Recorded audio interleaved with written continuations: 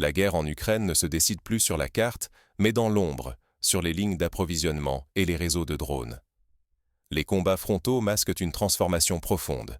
Dorénavant, chaque convoi détruit, chaque dépôt de carburant pulvérisé, pèse davantage dans la balance que la conquête d'un simple village. Pour saisir la portée de cette mutation, il suffit de remonter dans le temps. Rappelez-vous la Seconde Guerre mondiale.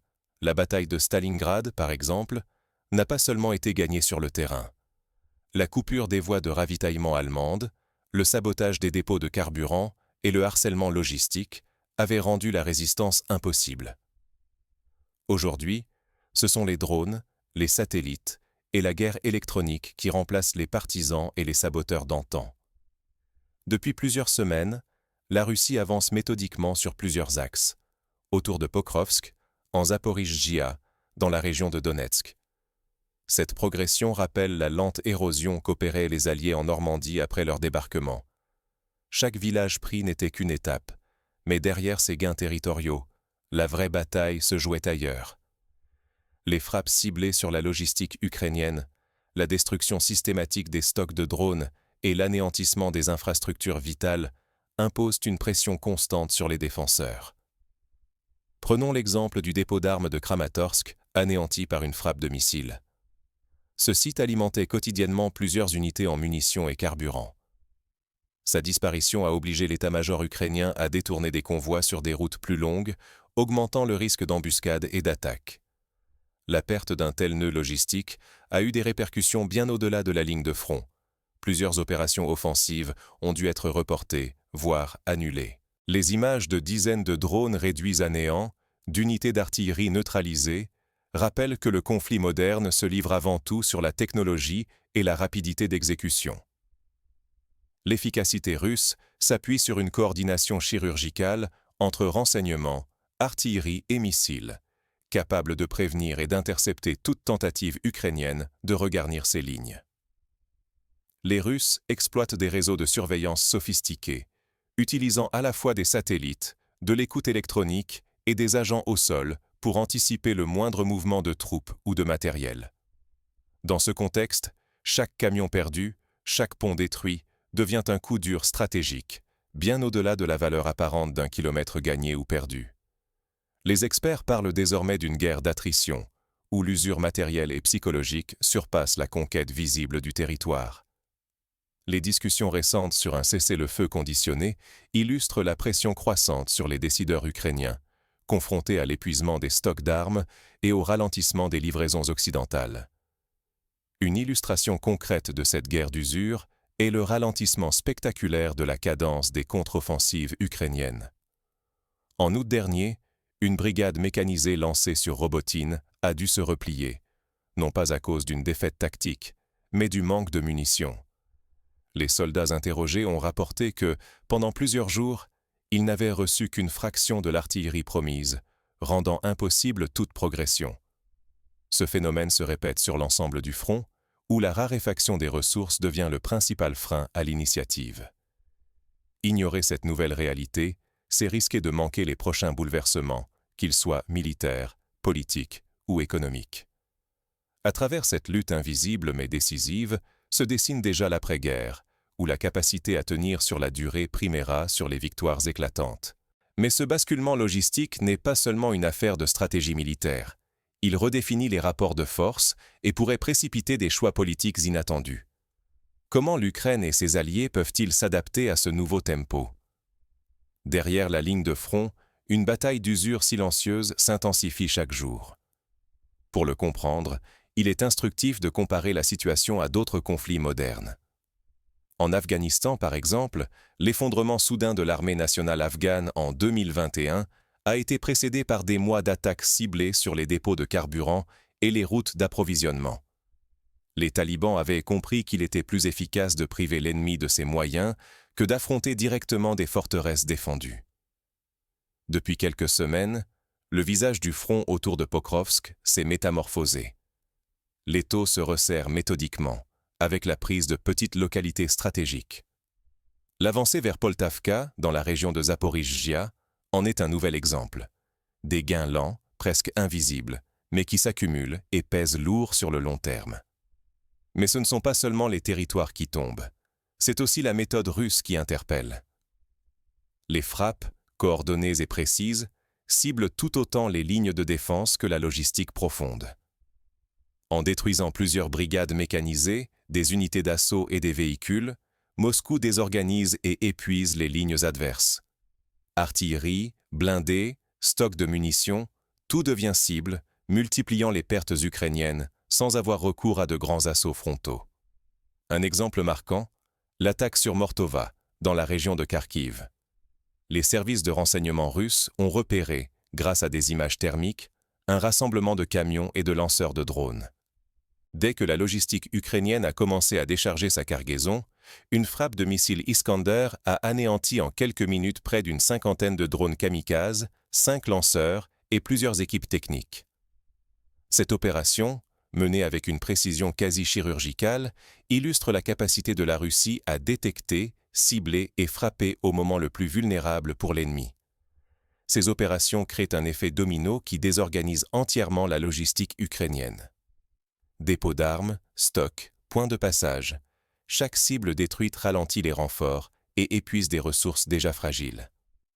À chaque succès de ce type, le front se fige pour Kiev, tandis que la pression s'intensifie loin des combats visibles. Croire que seuls les kilomètres gagnés comptent, c'est ignorer la nouvelle réalité du conflit. La véritable bataille se joue désormais dans la profondeur stratégique, là où la capacité à résister et à se réarmer devient aussi cruciale que la conquête du terrain. Pour comprendre ce glissement du conflit, il faut regarder au-delà des cartes. C'est une guerre où chaque opération logistique devient décisive, et où l'usure psychologique pèse autant que les pertes matérielles. Et si le secret d'une victoire durable ne résidait plus dans l'assaut frontal, mais dans l'asphyxie lente de l'adversaire? Depuis des mois, une nouvelle doctrine s'impose côté russe, démanteler, pièce par pièce, tout ce qui permet à l'Ukraine de tenir. Il ne s'agit plus de conquérir chaque village, mais de cibler sans relâche les points vitaux, ponts, gares, bases de drones, centres de commandement. Chaque nuit, des essaims de drones Geran traversent le ciel, escortés de drones Leur Gerber, conçus pour saturer et tromper la défense aérienne ukrainienne. Alors que Kiev mobilise ses dernières batteries anti-aériennes, les frappes principales percent la carapace logistique, frappant loin derrière la ligne de front. Cette stratégie s'appuie sur une montée en puissance constante de la production d'armes côté russe. Les usines fonctionnent jour et nuit, alimentant le front en drones et missiles capables de détruire des cibles jusque dans la profondeur du territoire ukrainien. L'objectif ? Non pas une victoire rapide, mais rendre insoutenable le simple maintien de l'effort de guerre ukrainien. Prenons une comparaison historique. Pendant la guerre Iran-Irak, les deux camps se sont livrés à des frappes systématiques sur les ports pétroliers et les pipelines adverses. Les batailles navales du Tanker War visaient à asphyxier économiquement l'ennemi. En Ukraine, le même principe s'applique, mais amplifié par la technologie moderne, la guerre électronique et les frappes précises. Peu à peu, la logistique ukrainienne se grippe. Acheminer des munitions ou réparer du matériel devient une épreuve quotidienne. Les entrepôts, les nœuds ferroviaires, les dépôts de carburant sont méticuleusement visés. Il s'agit d'étrangler l'armée, non de l'anéantir d'un seul coup. Les pertes s'accumulent dans l'ombre, loin des caméras. Mais le coup le plus dévastateur est psychologique. Les soldats éprouvent un sentiment grandissant d'encerclement et d'impuissance. Le manque de ravitaillement mine la confiance, l'épuisement s'installe, la cohésion s'émiette. L'usure, invisible mais implacable, devient l'arme maîtresse. À titre d'exemple, durant la guerre de Corée, la désorganisation logistique du camp sud-coréen avait permis aux forces du Nord d'obtenir un effet disproportionné avec des moyens modestes. La psychose du manque, l'incapacité à se projeter dans la durée, avait fini par entamer la volonté de résistance. Ignorer cette mutation, c'est ne rien comprendre au recul ukrainien et à la dynamique actuelle du conflit. La guerre se déplace. Elle se joue autant dans la logistique, le moral, la capacité à durer que dans les tranchées. Toutefois, à mesure que la ligne de front se fige sous la pression, une nouvelle donne émerge. La négociation politique, tapie dans l'ombre, pourrait bien tout bouleverser. Mais qui prendra l'initiative autour de la table des négociations? Et à quel prix la paix pourrait-elle s'arracher, après tant d'épuisement? La guerre invisible laisse déjà ses premières traces dans les couloirs feutrés de la diplomatie. Tandis que certains secteurs du front vacillent, les véritables enjeux migrent loin des explosions visibles, vers les salons obscurs où se joue l'avenir. Dans les échanges non officiels, la Russie affiche désormais une exigence centrale pour un cessez-le-feu: la restitution par l'Ukraine de tous les territoires restants de la République populaire de Donetsk. Moscou met de côté, du moins pour un temps, ses ambitions les plus vastes, mais érige cette condition en ligne rouge. Cette posture, qui pourrait passer pour une ouverture, demeure inacceptable pour Kiev. L'impasse nourrit une multiplication d'initiatives de médiation, souvent enveloppées de silence. Certains émissaires américains, proches de Donald Trump, auraient été discrètement approchés pour sonder une sortie de crise. Des discussions à huis clos s'enchaînent, mais aucune percée tangible ne vient dessiner les contours d'une paix durable. À Kiev, la déception monte. Le soutien militaire américain, longtemps espéré massif, s'effrite, fragilisant un peu plus la position intérieure.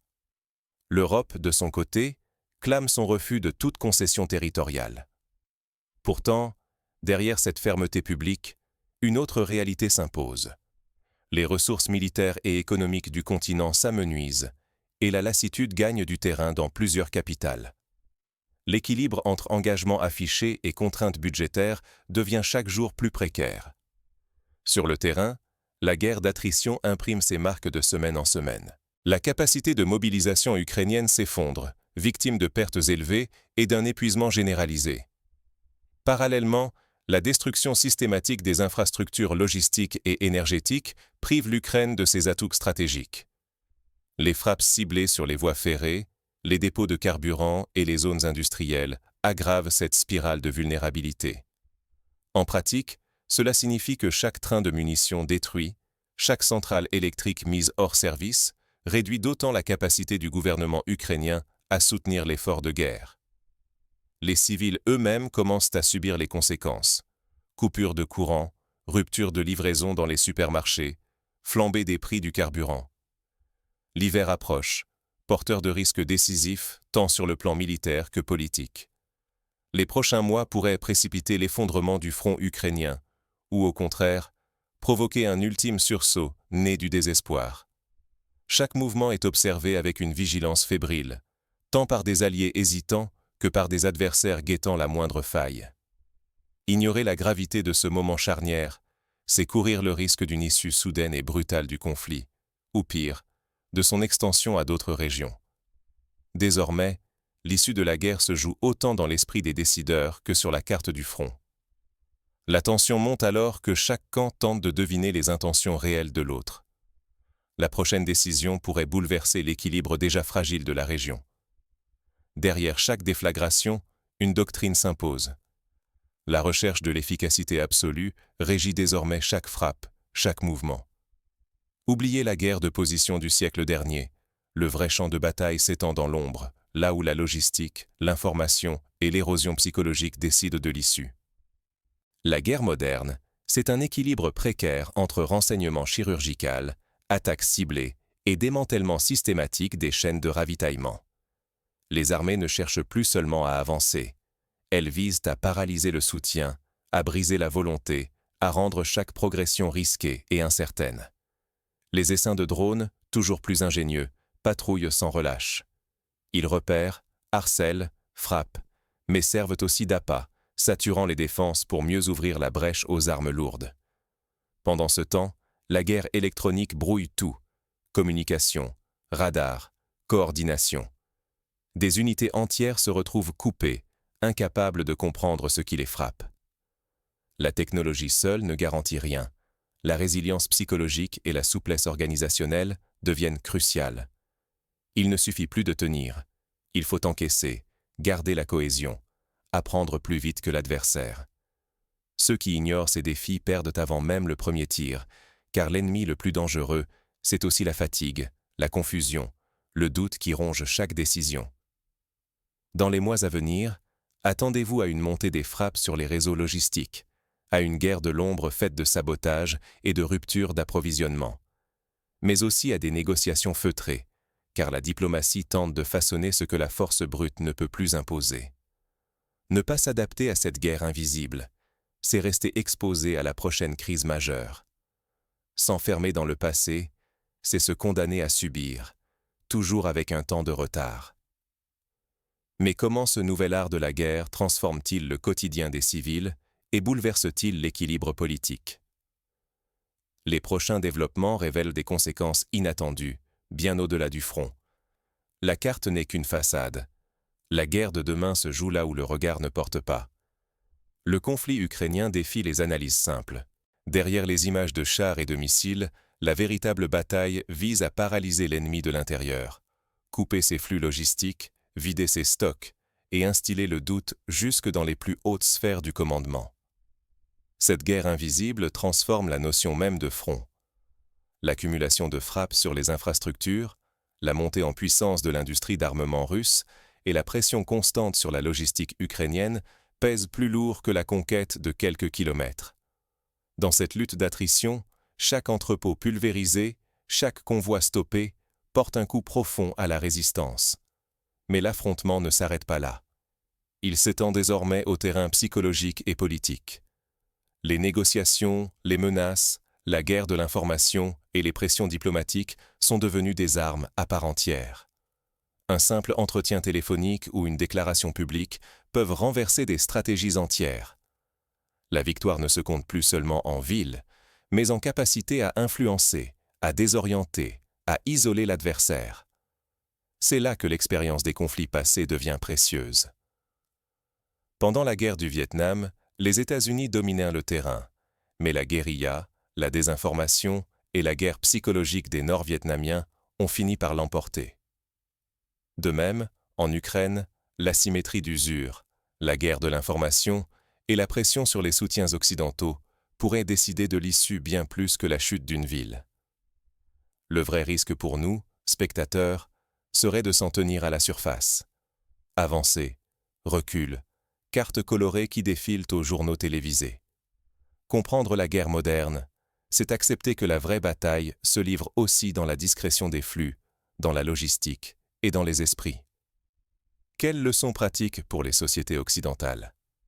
Premièrement, ne pas sous-estimer la puissance de la logistique. Deuxièmement, investir davantage dans la résilience des réseaux critiques, électricité, cyberdéfense, transport. Troisièmement, renforcer le moral collectif, car l'ennemi teste aussi la cohésion nationale, la capacité à endurer l'incertitude et la fatigue. Ignorer ces dynamiques, c'est abandonner aux autres le soin de décider de notre avenir. Ne pas analyser, c'est risquer d'être surpris quand l'équilibre des puissances basculera. Chaque conflit redessine le monde, et ceux qui décryptent les signaux faibles prennent une avance décisive. Alors, la prochaine fois que vous consultez une carte ou un résumé, posez-vous la question: que ne montre-t-on pas? Derrière les lignes visibles, d'autres batailles silencieuses se jouent, décisives pour l'Europe et au-delà.